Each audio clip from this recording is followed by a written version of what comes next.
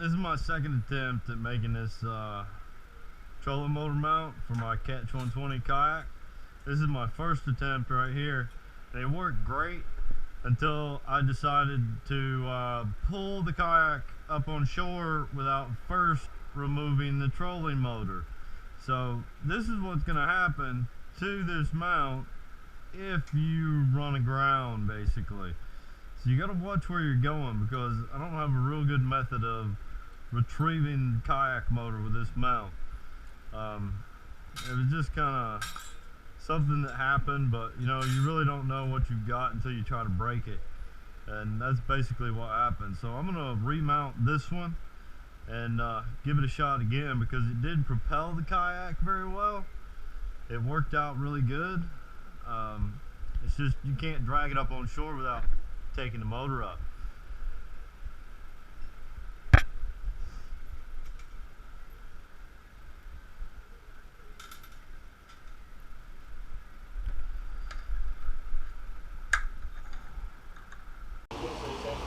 Alright, we about got this set up, and you can see where I mounted this.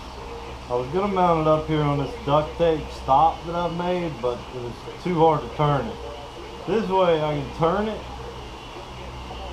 and control the angle or movement, the direction of my kayak, but it won't slide up past that duct tape right there. And I put it on duct tape, and it didn't work out too good. It just didn't feel like I'd be able to turn it without applying too much force. So that's what we're going to go with right there. And it's just 30-pound thrust, trolling motor. It works out pretty good for a kayak though.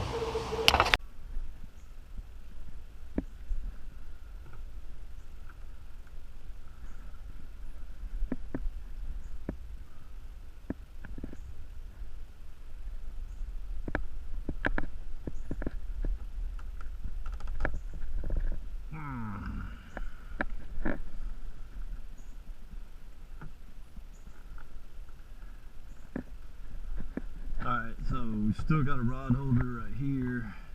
Not losing a rod holder. And I'll mount the trolling motor right here. We haven't brought him out yet. No. No, we said we want him out here. God, he's not free yet. Yeah. You can modify this mount. You could make it your own, and I'd like to see that if anybody else has a motor mounted on their kayak. I'd like to see what they've done, because I'd like to improve on this, you know, but just time constraints and everything else I'm doing. This is the simplest, most cost-effective mount that I have seen, that I've came across. And I came across it on a Hobie kayak. Guy had put one on a Hobie kayak with this mount, and I'll link to his video, because he's who inspired me to do this one. And as I said, the only difference here is the size of my rod holders was not a standard PVC Sked 40 outer pipe size, outer pipe diameter. So I had to grind and sand down 1.25 inch PVC to come up with this mount right here. See, I'm just gonna glue it in there. You just gotta push it in really good and let it sit. And what I'm gonna do is I'm gonna support this motor right here so it's not pulling down on the kayak without any buoyancy to support it, without too much anyway. But you should hold it right there.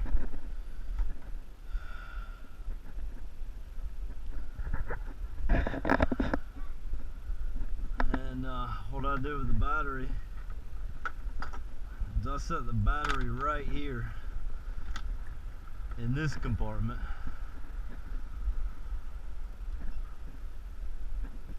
To minimize any travel to the left or right, I can run a bungee cord through here, bungee it down through the handle of the battery so it's attached to the kayak. In the event of a flip or something, I'm not going to lose the battery. I hope. Sucker's heavy. It's like freaking 50, 60 pounds. But this kayak's rated at 410 pounds. And I'm weighing like $175 right now. So even with a heavy battery, and even with a little motor, the motor's not light. I thought the motor would be lighter than it is, but that sucker's pretty heavy.